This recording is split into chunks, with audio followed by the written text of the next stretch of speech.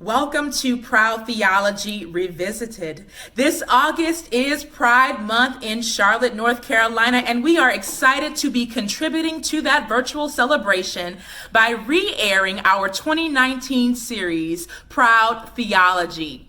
This July 30th, we will kick off that 4-part series with a special 5th bonus episode featuring Mary, a member of our community who contributes much love and knowledge to this ever-evolving conversation. So make sure you tune in with us as we revisit this very pertinent conversation together.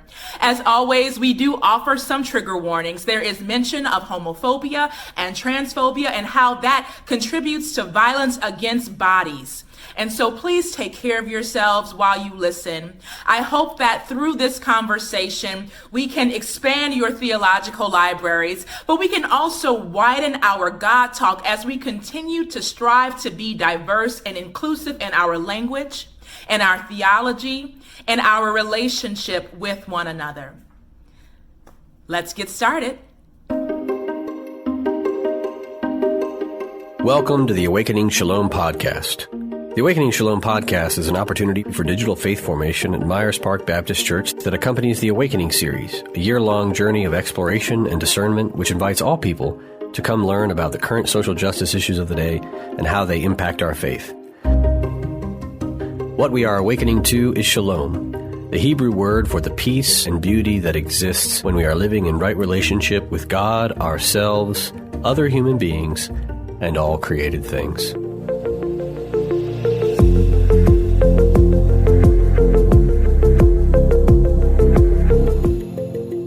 Welcome back to Proud Theology. We're in episode 3 of this podcast series. I am Mia McClain, and I'm here with Ben Boswell. And we are glad to be back the day after the Charlotte Pride Parade. Whew, yes. We made it. We made it through. And we had 60 strong out there from our church show up. Actually, 65. Some folks we lost early because of the heat. Yeah. But we had 60 march, and that's not even including Queens, who marched with us, which is another 30, 40. Yeah, they had about 35. So Queens University, we partnered with them for this Pride Parade, and they brought about 35 people, including their president. Yes, I want to give a shout out to Dan Lugo, President Lugo, for walking in pride as a brand new president at Queens and showing up for his students and being out there. I was super impressed by him. So he brought his family. And the Dean of Students was there too. A couple of the Dean of Inclusion and Diversity, Darrell White. So we're just grateful to have that partnership. And it was really a really good turnout. I had a good time. Once we got walking, it was a really good time. The heat was a little much, but once we got walking, it was good. Yeah, it was very hot, but people were everything makes up to it when somebody comes out and gives you a hug and tells you how much they appreciate you, or when people are just clapping for you because you're a church marching in pride and they're just so excited to see you. There's nothing like that, seeing someone so grateful to know that they have the support from a faith community. It's huge. Yeah. And so this week, as most of you know, for our month of August, we are all of our loose plate offering is going to Time Out Youth. We've shouted them out on previous episodes, but one of our church members yesterday who walked with us had a PFLAG shirt on, and so we wanted to give PFLAG Charlotte a shout out. So Ben, can you let us know a little bit more about what they do in Charlotte? Sure. So PFLAG Charlotte was founded in 1987 as an official chapter of the National PFLAG Group, which is a national organization of parents, families, friends, and allies, which is where the PFLAG acronym comes from, that are united with LGBTQ people to advance equality and to promote a world that is safe and inclusive for LGBTQ family members and friends, which is a great group. It's a predominantly a group of family folks who are surrounding their LGBTQ loved ones and learning how to be there for their LGBTQ loved ones. And so it's an incredible group, and we have a lot of members in our church who are part of it, and we oftentimes offer space for the folks at PFLAG to meet in our congregation, in our building, in different places from time to time. So big shout out to that group, as we'll continue to shout out other great organizations in our city that are in solidarity with LGBTQ folks. Yes, very good work. And so I would like to open up with a quote again today. Another quote. This one's a little bit lengthy, so if you're listening, just, know that it's going somewhere important. Yeah. And so the quote says, "Those of us who stand outside the circle of this society's definition of acceptable women, those of us who have been forged in the crucibles of difference, those of us who are poor, who are lesbians, who are Black, who are older, know that survival is not an academic skill. It is learning how to take our differences and make them strengths. For the master's tools will never dismantle the master's house. They may allow us temporarily to beat him at his own game, but they will never enable us to bring about genuine change. And this fact is only threatening to those women who still define the master's house as their only source of support." And this is by the wonderful Audre Lorde, who many of you know. Yes, Audre. I mean, all of these books that we're reading most of them have referenced Audre Lorde's work in some capacity. How could they not? Yeah. I mean, her work on difference, right? Theories of difference, eroticism, sister outsider. She's like at the forefront of all this. She was way out ahead of everybody else. Yes. And she lived at the intersection of identities, and a lot of Black queer folk talk about intersectionality in that way. And many of you have heard from our previous podcast, but intersectionality was coined by a woman named Kimberly Crenshaw. But many people were making these connections even before the official coining of the term. And Audre Lorde was definitely one of those people who lived at the intersection and was not afraid to call out white feminists, even Black liberation theologians. Yes. Yeah. Let alone white dudes. Yeah. And one of my favorite quotes from her is a shorter one. She says, "There is no such thing as a single issue struggle because we do not live single issues." And I think that's important to remember as we talk about identity on this podcast. Yeah. It's why when we see folks who are involved in, and this is very different than what we're talking about on this podcast, in the struggle against gun violence, to curb the gun violence epidemic that is ravaging our country, you see them also begin to talk about mental health, and then they wade into that, and they don't really know why they're doing that, but they do that, and they try to use that. Is it in mental health or is it guns? So you see all these intersecting issues. One that I think is actually productive for the gun violence conversation is white supremacy.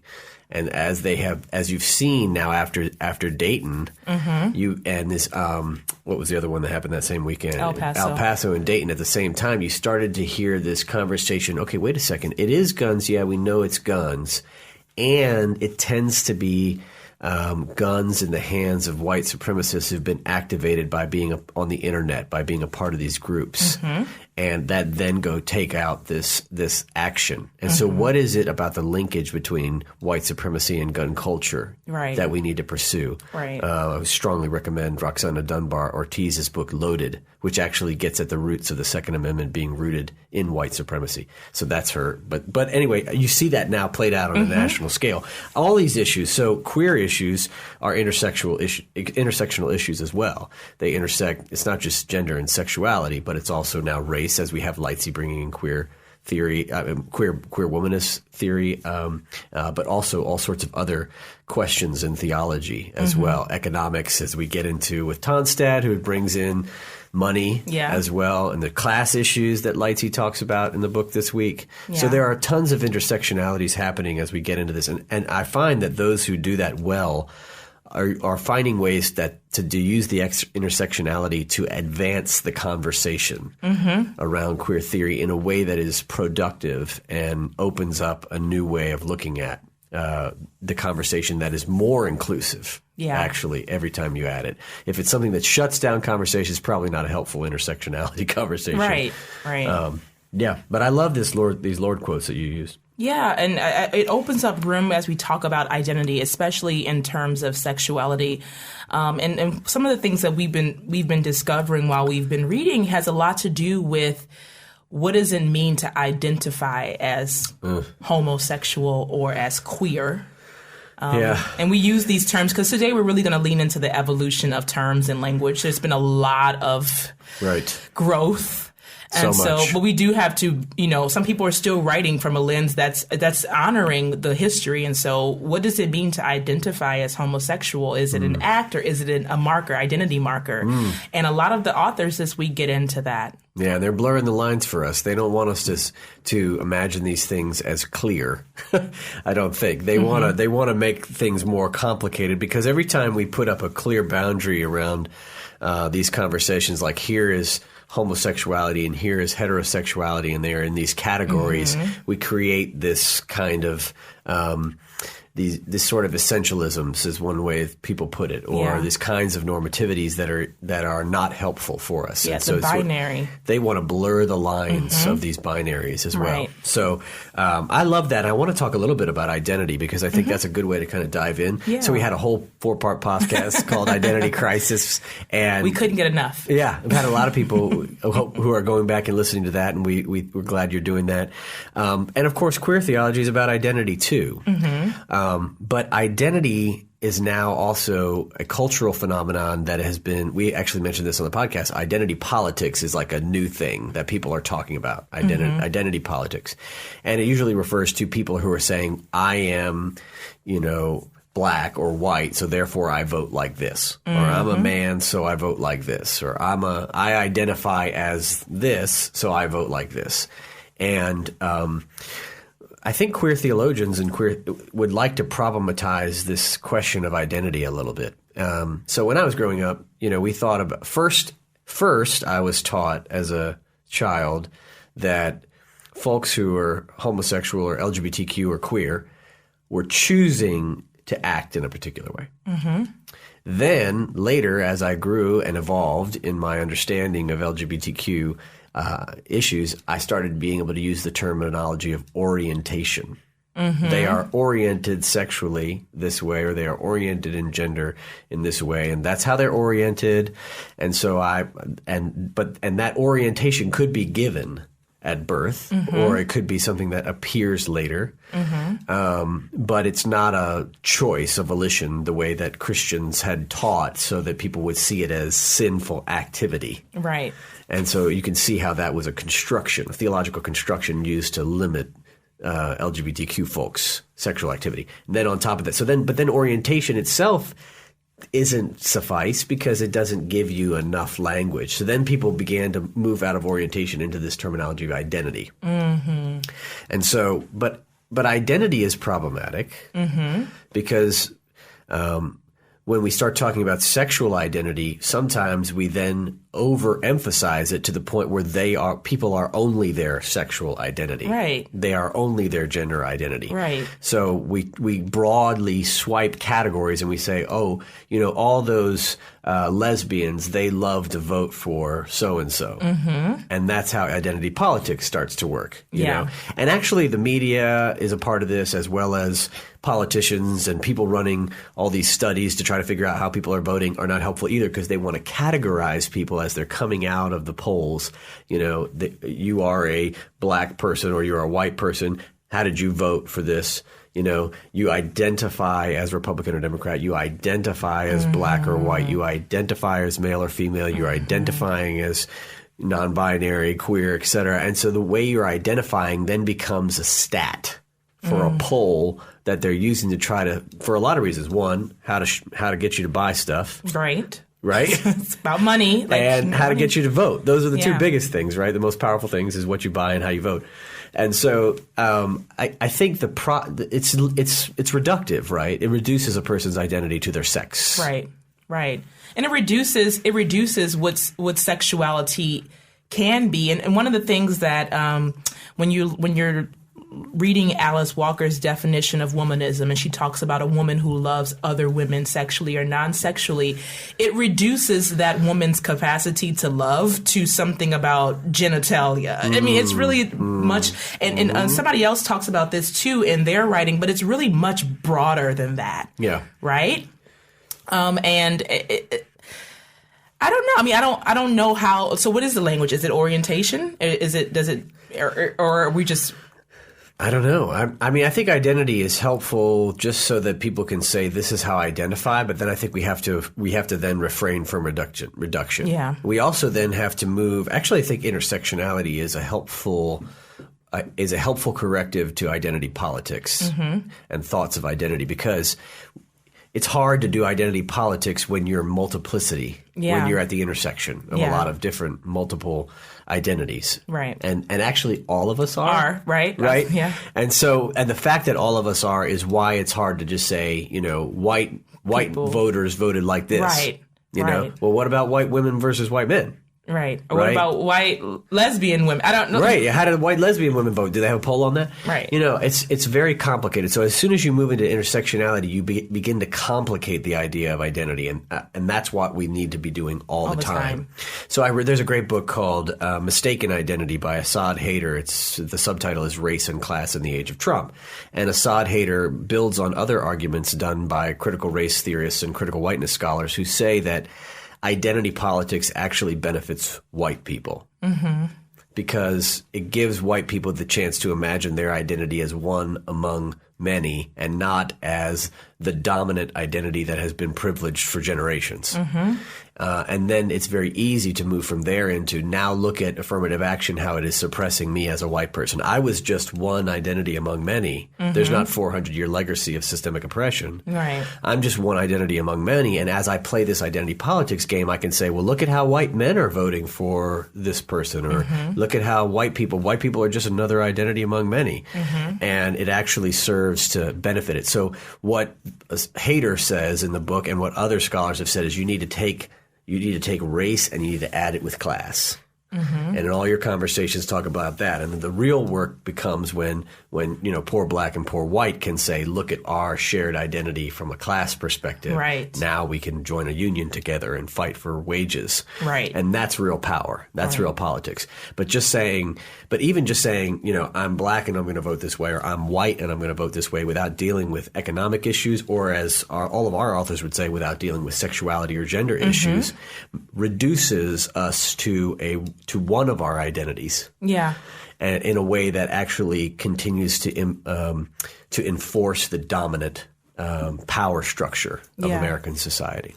So we have to. That's why I think the intersectionality is so helpful. Yeah, absolutely. And I really think that as we get into the conversation that we will start to see why the evolution has been so necessary. Yeah. The evolution of language, when you go to identiversity and you're looking at all these, there's a reason why it's so necessary, because even as queer theories were popping up, there were many of us were still operating within a binary or within heteronormative structure. That's right. And that was not the point, and it wasn't helpful. Yeah. And so our authors today tackle that a bit. So I want to get into this evolution bit because I watch a lot of TV, and yes, actually I don't. I watch a lot of specific shows like Pose. Okay. Basically, that's when I say I watch TV, I basically mean I watch Pose and documentaries. And I had a shout out to Pose in my sermon. I on know, Sunday, so great. Okay. But what I have appreciated about Pose is how they pay homage to what was and what's coming, and they point towards what's coming and how it evolved. And when you look at ballroom culture in the early 80s, and even how it evolved from 80s to 90s, I mean, they started off with just, it was this kind of celebration of men who really enjoyed dressing a certain kind of way, makeup, hair, fancy outfits. And then, as you see in the show, there was this big push to make room for what they call the butch femme queen, right? The man who is performing a cisgender, right? Who has a more masculine leaning. And then as it keeps progressing, you get all these new categories, because there were all these people who were like, well, I don't fit in this category, and I don't fit in that category. So where's my category? Right. And you see these people fighting for their own identities to be represented, and it doesn't fall within the binary. And so that's one of the things that kind of really opened my eyes to this evolution and why it's so necessary to have the conversation. Right. It's not just traditional female performance. Right. Or the traditional performance of female gender identity that becomes celebrated. Right. Now it's the performance of many other Yeah. types of gender identity and sexual orientations that become celebrated together. And you see the evolution of that, even within the community itself. And so you imagine standing outside the community as someone who's not a part of ballroom culture, who's never really understood where the sort of the male celebration of performance of female gender identity, like a male performing female gender identity in the traditional fashion, and why it's so powerful and important at the time, or why it evolves. All you know is all of this stuff, and you kind of lump it together, and you don't really have the complexity of and the vibrancy of it. And then also, this is where intersectionality becomes important. I sit back as a white man and I think, what in the world does this have to do with me? And that's where I want you to tell the Madonna story about how Pose intersects with white culture. So the ballroom culture in New York was a breeding ground, a birthplace of so much popular. I can't even. Because I wasn't born then, or I was very young for much of this, I can only imagine that could be a fly on the wall. But so much of what you see in TV, even like the way Janet Jackson has been choreographed, even the way Beyonce is currently choreographed, was birthed in ballroom culture. And people will never know it mostly until shows like Pose become more mainstream. Right? Yeah.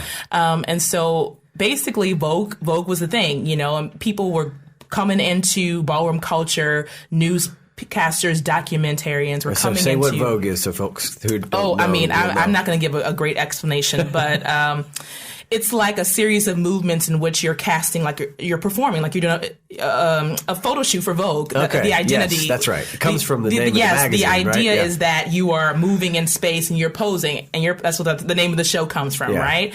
And it became this like very dance oriented category. Yes. Anyway, people found out about it. Yeah. Here comes Madonna. She comes out with the song, right? Yeah. The song. Now, just for those who are listening, if you don't know who Madonna is, then that's a problem. But so for my generation, and I'm a Gen Xer, right? And like Madonna was everything for white girls, white guys. And she was setting the standard for the way we were thinking about the world, about religion, about sex, about what popular music sounded like, felt like. She was iconic for us. She was everything. She was, and so she gets this song. She has this huge hit with the song Vogue. And then she has that great lyric, "There's nothing to it, Pose." Yes, right? yes. Which is where the name of the show is connected, right? Right. And so, Madonna was an artist. She connected to many people I know because she hung out with all the musical theater people in New York, all the artists, Basquiat, all the people who were doing this very living this life, this Greenwich Village, Lower East Side life. Yeah. So of course she was exposed to this stuff. And so she goes on tour. She hires quite a few people plucked them from ballroom scene, right? People are choreographing for her. So she takes a lot of these people on the road, and many of the guys who are selected, they have their own issues, and many of them are guys of color, right? Coming from poor communities in New York City. And basically, and Pose actually chronicles this. Basically, when it was over, right? So there were many men in particular who were making their living teaching Vogue classes in New York. Now all of these Upper East Side and Upper West Side white women wanted to come and take a Vogue class. They wanted to learn how to do what Madonna was doing on tour. And so that actually employed quite a few dancers in New York, particularly male dancers of color who that's what they kind of grew up in ballroom scene. Yeah. And when it was over, it was over. Classes stopped. People were like, we're over it. Madonna's done with the tour. People moved on from Vogue, and they're done with that dance style. And, and who's left to pick up the pieces? Right. And if you watch the documentary on Netflix called Strike a Pose, the dancers on the tour talk about their time with Madonna and how they had this, they were on TV shows, and they were very, very sexual together. And then when the tour was over, it was over. And when Vogue was no longer the hot thing, it was just Yeah. Their careers were not necessarily going. Yeah, it was done. And even there were quite a few of the men on there who, have had issues. They've struggled with their HIV and AIDS status. One of the tour dancers died very shortly after the tour was over. And you never really got to hear their story until now, which is it's been 30 years. Right. Yeah. That's right. And so you see how that culture has been co-opted and marketed. And exploited. Yeah. Right, yeah. Oh, my. And it's appropriation, right? That's sort of like cultural appropriation at its finest. Yeah. In a way that, because it's one thing to culturally appropriate, and it's another to culturally appropriate and then exploit and then discard. Yeah. And that's sort of what happens here with Madonna. And that's an important reminder for our folks who are listening. Most of our audience will have listened to at least one Madonna song in their life if they've ever turned on the radio. Yes. And if they're white folks and they're listening to this podcast about queer theory and theology, it's important to know that your popular culture may have come from a black local community and their art and their form of expression that then got commodified. This is the age-old story of art and entertainment in American history, right? The blues, jazz, how many different, almost indigenous art forms to the black community that were then appropriated by white folks like Elvis and others and made popular, and made millions off of. And those who created the art themselves, don't ever reap the benefits of what was created originally. Right. And there's something deeply wrong about that. But it's another reminder for us that we're not separate from queer theology. Yeah. If we ever listen to a Madonna song, No. we are in it. Yeah. We're deeply ingrained in it, and there have been queer bodies who were exploited so that we could listen to the radio. That's why we have to study this stuff. That's right. Yeah. Absolutely. So let's get into it a little bit. Okay. I want to talk today about the evolution of what we now call queer theology, because it wasn't always called that. Yeah. And for those of you who are keeping track, we are reading 3 different books to do this podcast. Yes. And the book that really explicitly talks about the 4 strands, what Cheng calls the 4 strands, is Radical Love by Patrick Cheng. And Patrick Cheng's book is really kind of like we call it a foundational work in terms of what's happening, a modern foundational work on queer theology. Yeah. It's like a handbook almost. Yeah. And he kind of walks us through the evolution. And Patrick Cheng starts a little bit where we talked about last week. He starts with apologetic theology. Yes. Yeah, which is what most of us have read. Yes. God and the Gay Christian, and all those great movies that came out for The Bible Tells Me So, Fish Out of Water. I mean, I could go on and on how many different books on homosexuality. Yeah. What does the Bible really say about homosexuality? Helminiac. Let's see what all the other ones. There's so many out there. They're all apologetic, right? Yeah. And so let's unpack a little bit what apologetic means again. Well, I mean, it basically means that you are trying to make homosexuality, you're trying to fit it within the Western Christian tradition. You're trying to use Western Christian arguments to apologize kind of for homosexuality and say, no, look, the scriptures, you just read them wrong, and the tradition, you just interpreted it wrong, and some of those guys we don't need to listen to, and here's how it fits within the tradition. Yeah. And here's where the scriptures that you read wrongly, and here's the ones that actually would help us affirm LGBTQ folks, right? Here's where the tradition would affirm LGBTQ folks, and so it's trying to fit homosexuality and LGBTQ folks within the canon of Western Christian tradition. Does that sound right? Yeah. And I think one of the ways that Cheng synthesizes this is he says, basically you're saying gay is fine. Gay is good. Yeah. We want to welcome everybody into the church. Everybody has a place in the church. Right. And some of the people that he quotes, like Reverend Troy Perry, Reverend Troy Perry, who was kicked out of his Pentecostal tradition for being gay, founded the Metropolitan Community of Churches. So many of you probably have seen churches that have MCC behind them. That's Troy Perry's founding. And much of what Troy Perry and many of them are talking about is say, hey, gay is good. Gay is fine. Yeah. We want to make spaces for gay people to to serve the God, to serve the church, Sure. to have family, have faith family. Right. But what happens with that sometimes is it still is within a heteronormative lens. Exactly. It can exist within a heteronormative lens. Well, right? you'll also hear a lot of talk about monogamy and apologetics. Yeah. That becomes a really important part of the apologetic scene, is to try to create which sort of makes there's like a respectable homosexuality. Right. And then the non-respectable homosexuality. Right. And that's to be distinguished from the second strand that Cheng mentions, which is liberative, right, or liberation theology as a different strand. Because on the one hand, you're just saying gay is okay, and if they conform to this kind of heteronormativity or this dominant way of being or traditional way of being married or family or in relationship, then they can fit. Right. Yeah. It's sort of like the example we gave before of how I talked about how the first generation folks, their ticket into heterosexual community and their ticket into relevance and of affirmation into the heterosexual community was through monogamous marriage, same-sex monogamous relationship. And sometimes they were able to say, we've been together for 10 years. How long has your marriage been together? Right. Yeah. And they're very proud of that. And then suddenly somebody comes across and says, no, actually, we need to talk about polyamory. And they're like, nope. No. Well, I saw a sign yesterday at the parade, actually. Somebody was marching in the parade, and their sign said the gay agenda. And one of the things in the gay agenda, it was a well-intentioned sign, but one of the things on the gay agenda said monogamy. Right. Well, in some ways, that's sort of, there were other wonderful things on that sign too, right? Yeah. It was a good sign. But I mean, that's probably still a true statement.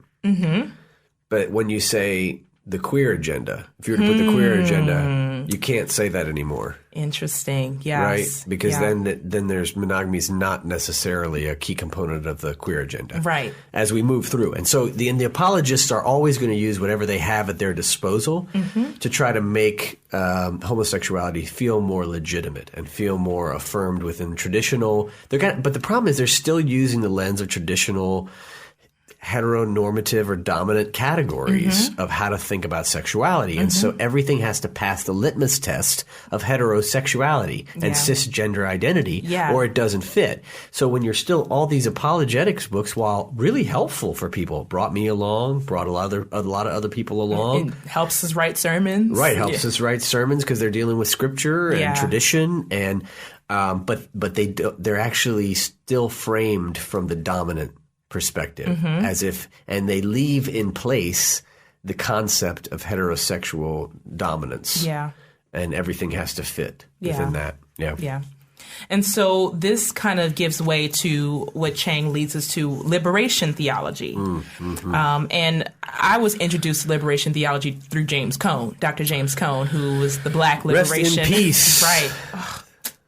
Rest in peace, James Cone. Yes, the Black liberation theologian. And, the identifying marker was the Exodus story. And so, for all of the Black Christians out there who love talking about the Exodus story, that's liberation theology. Starts with Exodus, yes. Right, even if we didn't have the language for it back where nobody was ever calling it that when I was in church, but our identifying with the Israelites in the Exodus narrative was really what that was our faith. That was our faith. Yes. And so to hear Cheng mention this as a tool for what he calls gay liberation, I was very fascinated by that. Yes. Well, I've read a few works on gay liberation theology, and I find it very powerful. And I think it's sort of my preferred strand of theology personally, but also I think it's a helpful one, as Tonstad points out in her book, which is about, so Tonstad's whole book, to kind of bring it into Cheng here, is basically saying that apologetic theology is not the way to go to get a strong queer theology. Yeah. Or to found your queer theology should not be founded on apologetic, because you're starting out with an apology. And you know what? No white German theologian ever started out apologizing for Christianity necessarily, or apologizing for their whiteness as they wrote their Christianity. They just wrote what they thought was their systematic theology, and you never even heard about the word white or German or anything in it. Right? So she's saying, why are you apologizing for this? Let's start with what is our own. Yeah.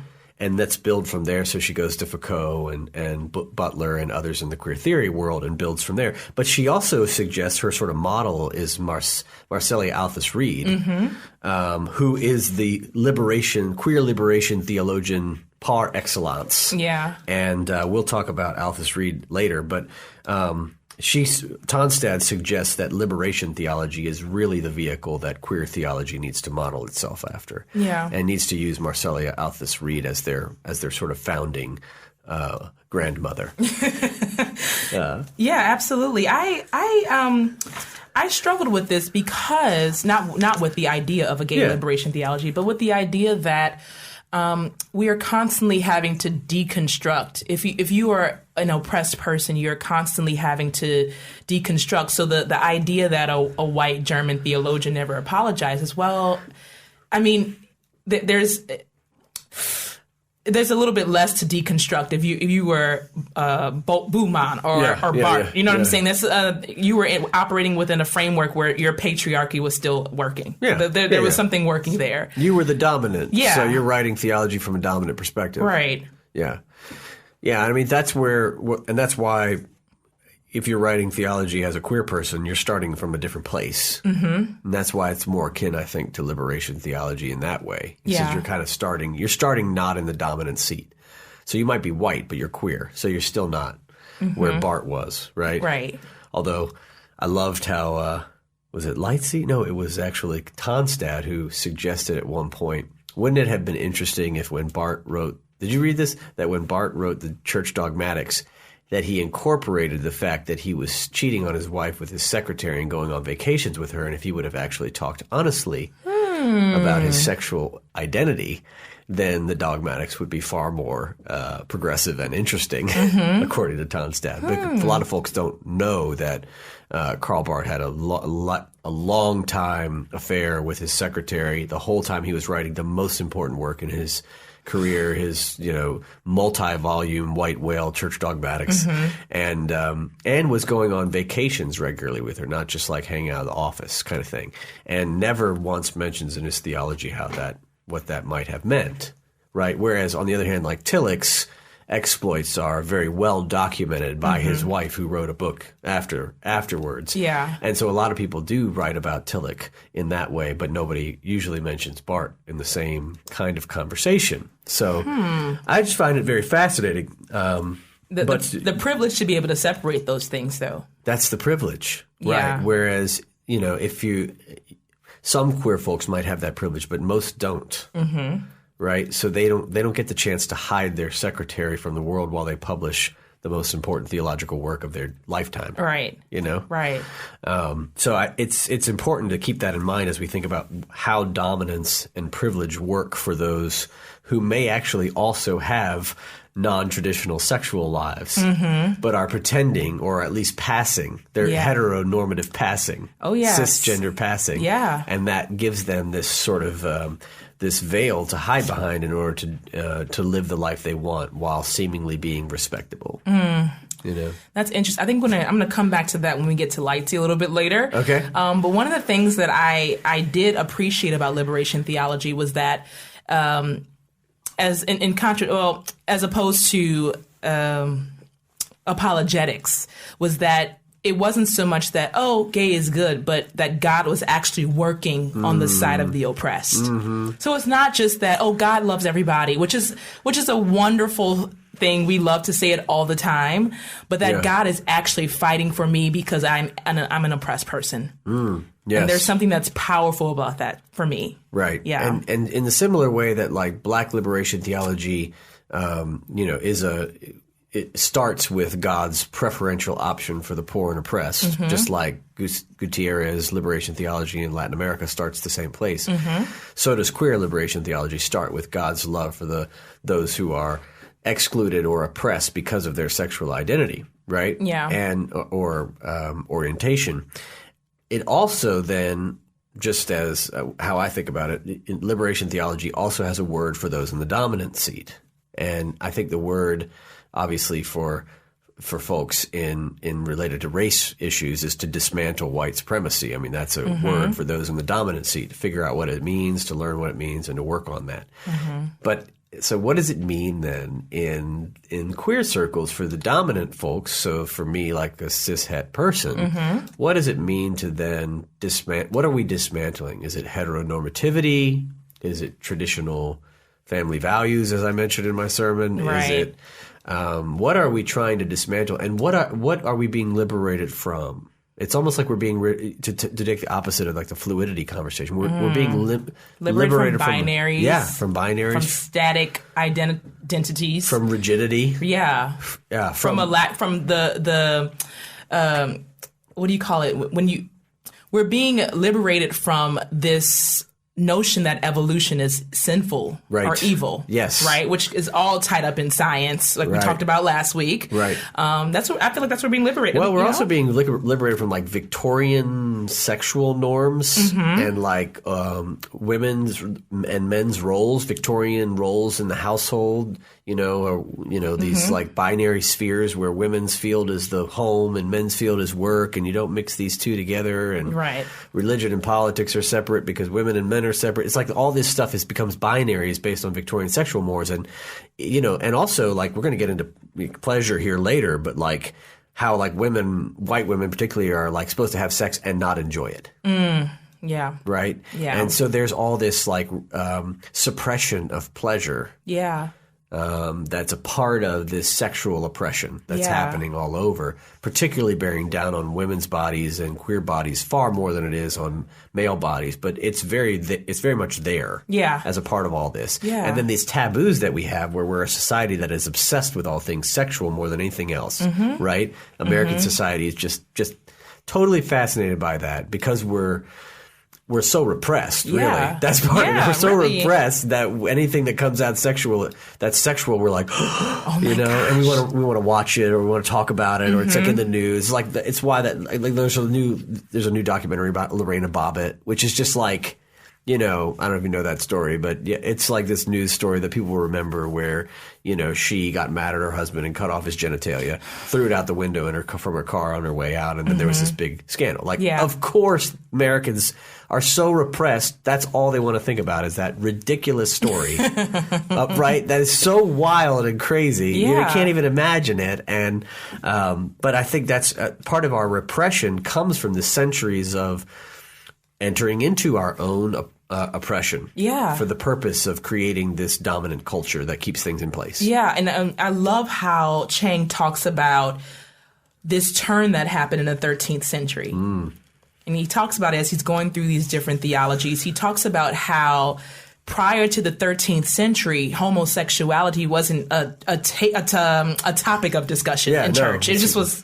Well, it wasn't even a word that people were using. Right. And so all of a sudden, around the 13th century, this stuff started popping up in our like theological literature, liturgy, right? And so now we have this crisis of identity. I don't know quite what happened in the 13th century. I got to do my research. We do need to look at that. Yes, but this wasn't our existence at all times. No. And so now we're trying to really unpack some things. Yeah. Well, I'm sure that in the 13th century, I'm not brilliant about the 13th century, so I just put that preface out. At some point, the construction of family as the sort of building block of society and a particular view of family and reproductive activity becomes the bedrock of society for a lot of reasons, right? So I always like to tell people that the reason you have family is because of war. Like you need children to grow up to be soldiers to fight in the wars for your nation, and so the only way you have children is families. And so you start to become this divine image of the family begins with this idea we have to protect ourselves and our culture, and we need people having babies so that the population can grow and we can get bigger and we can protect ourselves stronger. So there's this cultural drive that drives things here. And I also like that ties to the reason we have the school lunch program in America is because soldiers showed up for World War I malnourished. And so they put the school lunch program in place so that you could have kids who would be at least have enough meat on their bones that they could pass the Army physical to go fight in World War I. So that's why we have school lunch. And that's why, for a long time, I'm not sure if it still is, the school lunch program was paid out of the Department of Defense budget. It is not in most places. Right? That's crazy, right? Yeah. Isn't that crazy? Mm-hmm. So it's a reminder to folks that things that we sometimes think are separated are actually really deeply connected. Religion and war. And so as soon as you need some kind of view of male, female, for procreation, to create children, to go and fight in war, as the basic building block of what your society is, it's not long after that you start saying anything that would not do that has to be a social ill. And you're a social ill if you don't fit within that. Yeah, you're not helping us. You're single. Yeah. Or you can't have children, so you're infertile, or you're a man who likes other men. You're not helping us. You're not helping us. Why aren't you helping us build our army? Right. You know? It really does boil down to a lot of that. Wow. Wow. Speaking of intersectional, that religion and war is something else. Yeah, that's another one for another podcast. Yes, and that'll be our next one. And so the next theology that Cheng mentions is relational theology. Yes, and this is where our favorite patron saint of Myers Park Baptist Church, Carter Hayward, comes up again. That's right. I met her sister yesterday. That's right, at the Pride Parade. Yes. Amazing family. I wanted to read a definition of this just so we're clear. It says, this strand was developed primarily by lesbian theologians as a response to the silence in gay male theology about women's issues and the importance of feminist theological reflection. And so this is where we start building theologies out of a response to other theologies, right? Just like Black liberation theology was a response to what was happening in neoliberalism at the time. Here we have this relational theology where these feminist theologians are like, okay, wait a minute, now this gay liberation stuff is not actually talking about our identities as women in the struggle. Right. Well, most theologies are a reaction. Yeah. So some guy wrote a book, and then this other guy writes a book after it. Yeah. Somebody writes a book, and then this person writes a book critiquing that book. That's sort of just the way that theology works. But I do think that there is something important here that becomes a pattern. Where people do see a place in a theology that they have appreciative inquiry for, but then there's a hole or a space not available to them. Yeah, and so like Lightsey then has to write another theology. So there are others like that we'll talk about. I love this relational theology, and I love that Carter Hayward, one of our patron saints here, is connected to the sort of the founding of this. Yeah. She's there at the very beginning with her book, Touching Our Strength. Yeah. The erotic as power and the love of God.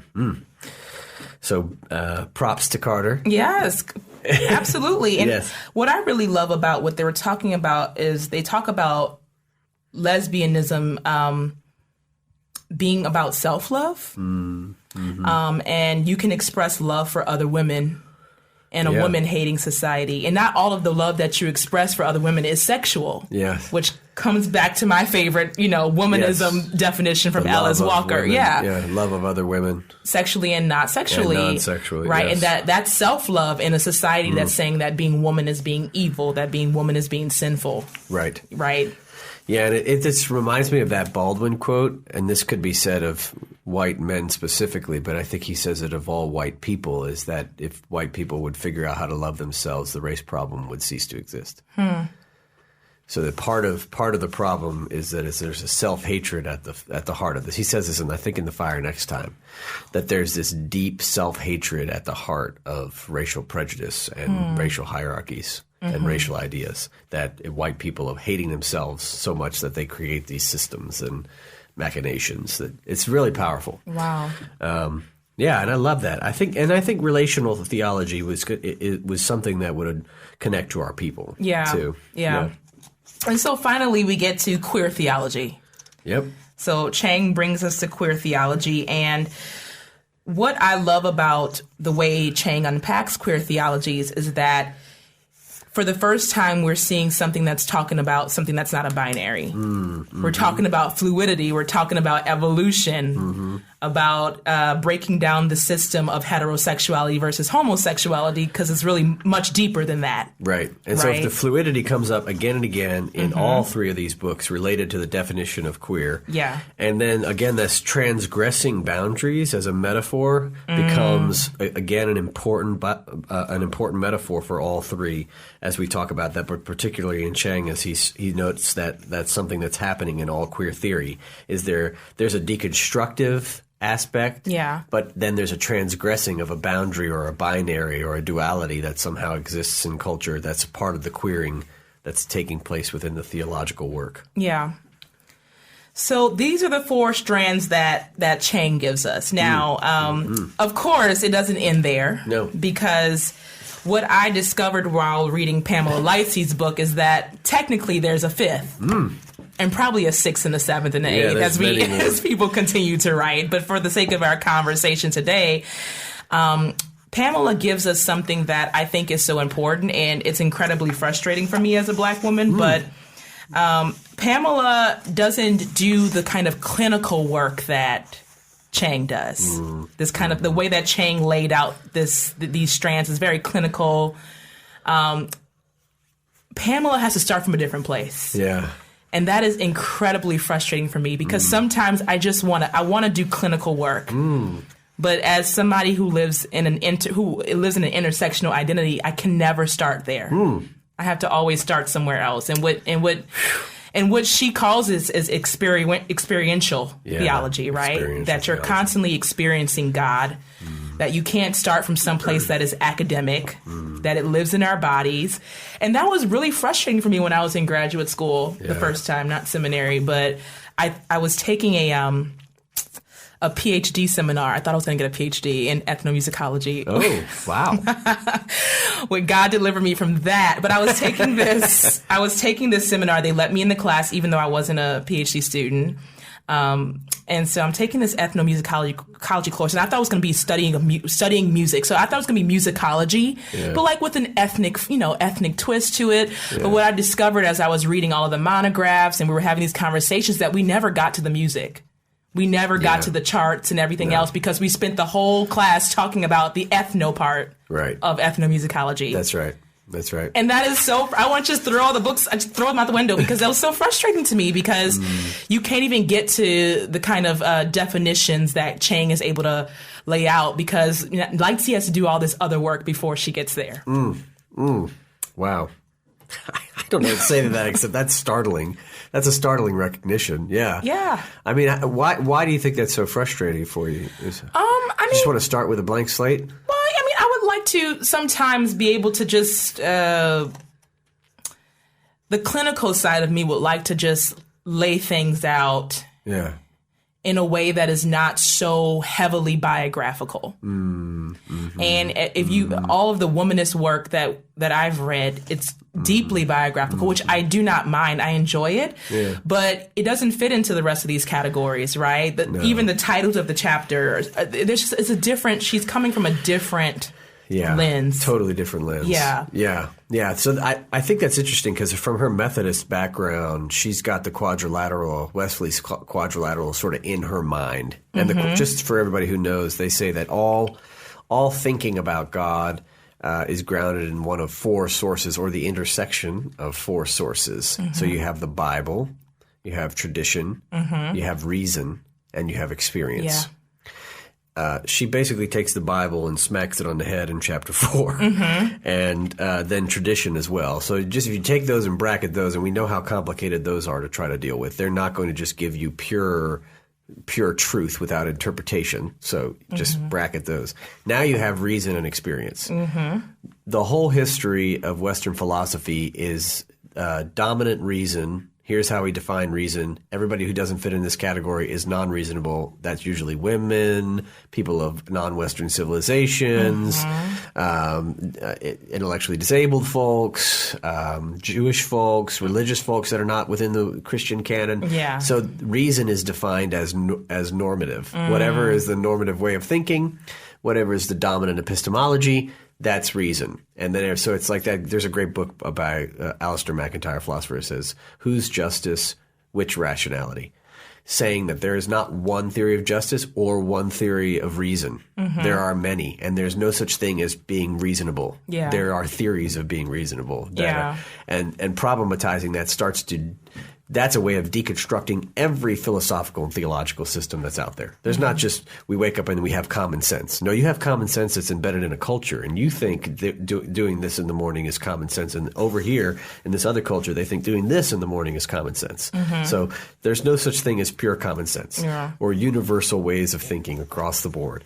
And that those ideas of universal thinking tend to become dominant ways of dealing with people. Like the one that's most prominent that has had a big impact on queer theology and queer theory is natural law, which is a Catholic idea that was borrowed from, it's really an early church idea that's borrowed from the Romans, and it's borrowed from Cicero and other Roman jurisprudence that believe that there are, and Aristotle and others, that there are laws occurring in nature between things that we can base our work on as the foundation for our work. And one of those they would say is, look how animals come together and procreate, right? And of course, they didn't know that dolphins and others changed their sexuality and stuff at that time, because they had a very limited understanding of science and biology and zoology. So, but they would say, oh, but look here, I see this pattern in creation where this gets with this, and this is a female, and this is a male, and then they make a child. And so natural law then becomes this normative dominant system, and it's a reading off of creation and a reading off of the bodies that begins to set the stage, and every theory after that is based in this. But what I love that Tonstad does in her book is she says that nature is always cultured. There is no pure nature. Nature is always embedded in a culture. And the best example of this I have from my own studies in my life is one time there's this great book that a Mennonite theologian wrote on the 4 classic just war theorists. And just war is this idea that, we go to war for these reasons. And it's all based in natural law. It also came from Cicero, baptized by Augustine. And so this Mennonite studied all the best just war theorists in the history of Western civilization and asked one simple question. Did they ever determine that a war of the nation that they lived in was unjust? And never had any of the major just war theologians ever said that one of the wars of their own country was ever unjust. So what does that mean? Well, it's not really based in nature. It's based in culture. And you're determining what you think nature is based on your cultural understandings of what nature is. There's no way to get beyond culture or past culture or to bracket culture to get to some pure understanding of nature. So ideas of nature, as Tonstad points out, are always loaded with a cultural specificity and a context. There's no such thing as like males and females get together and have kids. That's not actually natural. That's what you think that's natural because of your culture. Right. And not the other way around. And that's a flip that a lot of people don't know how to do. And particularly in the Catholic tradition. I mean, almost all Catholic thinking about abortion, most sexual ethics, family planning, all based in a particular reading of nature that grounds that thought. Yeah. That's interesting. So what did you so tell me what you thought about Lightsey's discussion of the 20s and 30s. I loved it because Lightsey outlines. This is a historic. I mean, you have to do so much history when you're doing womanist theology. Oh my God, yeah. Yeah, Lightsey kind of outlines the culture of homoeroticism in the 20s and 30s. And she talks about this culture where people had all-night parties and they got together, and it was a lot of queer folk, and there was sex and there was drinking and there was music, and that was the production of so much of the pop culture then. When I think about artists like Bessie Smith, wonderful singer, many people, I mean, we didn't have the language back then for perhaps what she might have identified as, right? But people knew that she had female lovers, right? Everybody knew that. Yes. And we had a whole tradition of artists in that time period, even into the 40s and 50s, like Lorraine Hansberry. Everybody knew Lorraine was a lesbian, right? We have people like James Baldwin, who people would call probably queer today, right?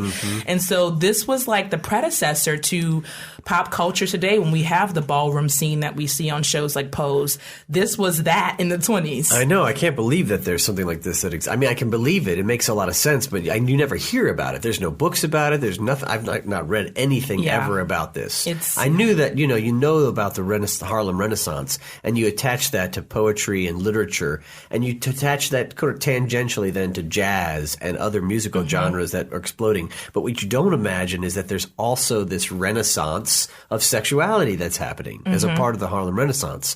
And so I just think it's so it opens the mind to look back and imagine this and to think what's happening. And I thought it was so this distinction between fairies and queers at the time. So Lightsey talks a lot about what queer means, and that's I would say that's the first part of her book is kind of unpacking definitions about how people identify themselves. And she's one of those people who says, look, homosexuality turned into an identity, but it started as an act. It was you were homosexual because you engaged in the act of sex with the same gender. Right. And then it became this identifying marker that is not really helpful in queer theology. But she also kind of lays out all these terms in which we hear used in a not healthy way in our culture, right? So you hear terms like fairy and queer, and trade, which I probably was introduced to the word trade maybe like 5 or 6 years ago. But all of these are markers about class, right? Queer people call themselves queer because they were middle class and they didn't want to be identified with fairies who were probably a little more feminine leaning, who were not middle class, maybe poorer. And then you had people like trade, and these were particularly my context, the people that I associate with who identify as trade are people who can pass. They're more masculine leaning, so they can fall more into the heteronormative standards of what it means to be black and male. Right? And so you have, even within the queer community, you have these classifications, and all of this shows up in the work, right? And it's very experiential, so it's very hard when Lightsey's talking about, what queer theology means from a womanist perspective. She has to do all this work. Unpacking these terms. Some of them are very specific to the Black community as well. So if you are trying to write for readers who aren't part from that community, now you have to do all this extra work to do. Right. Where did they come from? Where did this terminology originate? What was it being used for? How is it operating? And this stuff is still pretty fresh. Some of these words are pretty new, which is why we're spending a lot of our time on definitions throughout the podcast, because we know that the words that you're hearing you're hearing them for the first time. We're hearing some of these words for the first time. We're looking at the definition, the glossary on identiversity, and saying, I had no idea that was a thing. That was a word. That was some of these words and how they're playing. Like, I never knew about the interaction between fairies and queer until I read this in Lightsey and grounded in the historical context in the Harlem Renaissance. Without that, I would just hear those terms and think somebody made them up to be derogatory. And not really understand their connection to a particular kind of performance of gender or sexuality. And that's why we have to go back here, and that's part of what you have asked us to do in this evolutionary conversation, is to talk about how things have changed over time so that we can see where we have been and where our own understanding is relationship to LGBTQ identity or theory, and now advance and catch up with some of the terminology and catch up with the ever unfolding nature of this, as I've said before, Copernican revolution of sex and gender discussion, and how we need to figure out what it means to live together. And the only way to do that is to know what each other are saying. Can't communicate if you don't understand each other's language. So it's almost like we're learning a new language on this podcast. We are. But it's fascinating, necessary. So I think that's all we have for today. How do you feel? I feel great. We got one more left. Yes, one more left. We'll talk a little bit more about some other things as we go through the books. We encourage you to read them, to buy them, to even preview them. If you have a Kindle, you can preview the first chapter of many of these books in the introduction. That's a good tip. Please do that, and then we'll see you for our final episode. All right. Alrighty.